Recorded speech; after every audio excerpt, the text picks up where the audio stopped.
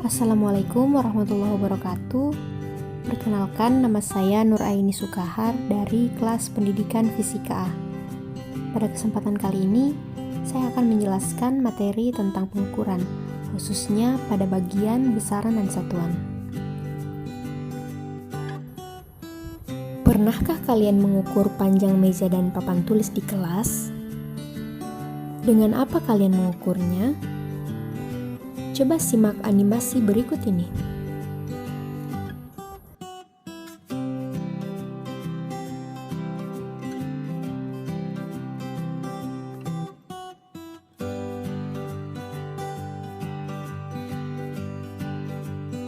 Di dalam fisika, kegiatan mengukur suatu besaran dengan satuan ukur yang telah ditetapkan disebut pengukuran. Lalu, apa itu besaran dan satuan? Besaran adalah sesuatu yang dapat diukur dan dinyatakan dengan angka. Sedangkan satuan adalah pembanding dalam sebuah pengukuran. Misalnya, kita ingin mengukur panjang meja belajar menggunakan mistar. Nah, kegiatan mengukur panjang meja ini disebut dengan pengukuran. Sedangkan besaran yang diukur adalah panjang dan satuan yang digunakan adalah sentimeter. Ada dua jenis besaran, yakni besaran pokok dan besaran turunan. Besaran pokok adalah besaran yang tidak dipengaruhi oleh besaran lain.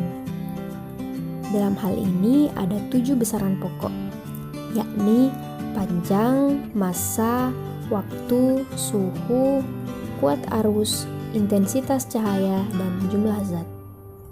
Sedangkan besaran turunan adalah besaran yang diturunkan dari besaran pokok.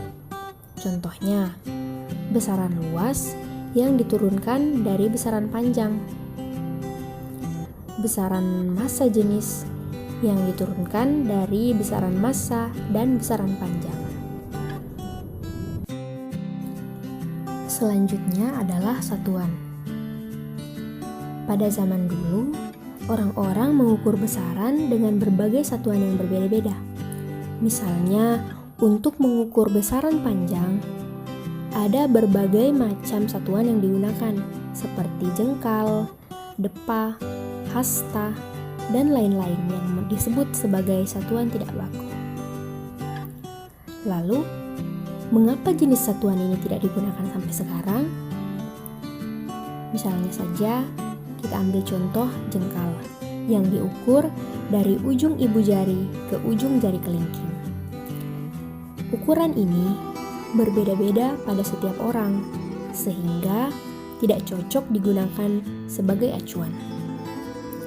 Oleh karena itu, untuk menyamakan satuan dari sebuah besaran, maka para ahli membuat kesepakatan mengenai hal ini agar pengamat tidak kesulitan saat menentukan satuan yang akan digunakan karena banyaknya satuan yang ada. Sistem ini dikenal dengan sistem satuan internasional.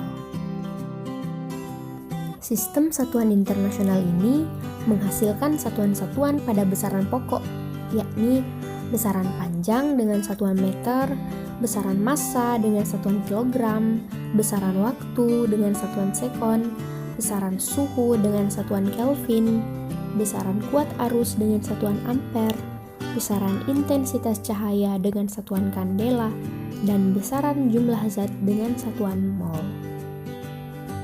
Dalam pengukuran juga kita mengenal yang namanya alat ukur.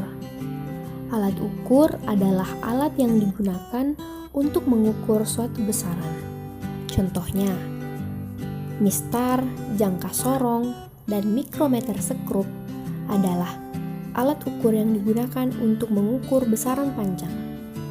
Ada pula neraca yang digunakan untuk mengukur besaran massa, termometer yang digunakan untuk mengukur besaran suhu, dan juga stopwatch yang digunakan untuk mengukur besaran waktu. Nah, sekarang teman-teman sudah tahu kan bahwa konsep besaran dan satuan banyak terlibat dalam kehidupan kita sehari-hari. Oleh karenanya, Penting sekali untuk kita mengetahui kedua konsep tersebut. Semoga video ini dapat membantu teman-teman dalam mempelajari materi pengukuran. Terima kasih.